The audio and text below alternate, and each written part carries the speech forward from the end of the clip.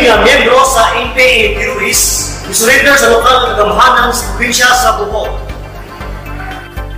Sa usa ka mahinungdanong pagpakita sa kooperasyon tali sa mga otoridad ug kanhi rebelde, si alias Pacman mitahan sa iyang kaugalingon ngadto kang Gobernador Aristotol Umentado uban ni Mr. Romeo Teruel, ang Provincial Task Force LCAC Focal Person, Philippine National Police ug Philippine Army niadtong Mayo 7 tuig 2024 sa Provincial Capital Tagbilaran City, lalawigan sa Bohol.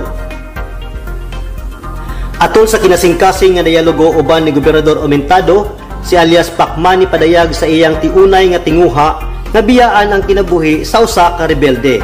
Si Gobernador Umentado isip pag-ila sa iyang kaisog ug kooperasyon, mitunol kang alias Pacman og ganti nga balor 25,000 ka pesos sumala sa gisaad ubos sa surrender og firearms turnover program sa gobyerno.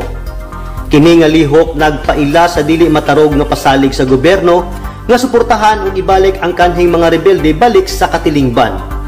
Si Lieutenant Colonel Magno M. Mapala III, Commanding Officer sa 47th Infantry Katapatan Battalion, midayig sa hiniusang paningkamot tali sa kasundaluhan ug sa gamhanang probinsya sa Bohol.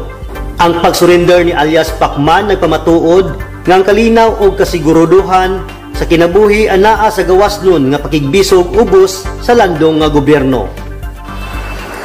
Gikan sa lalawigan sa Bohol, Romeo P. Uy Jr., kamatuoran ngadto sa kalinaw.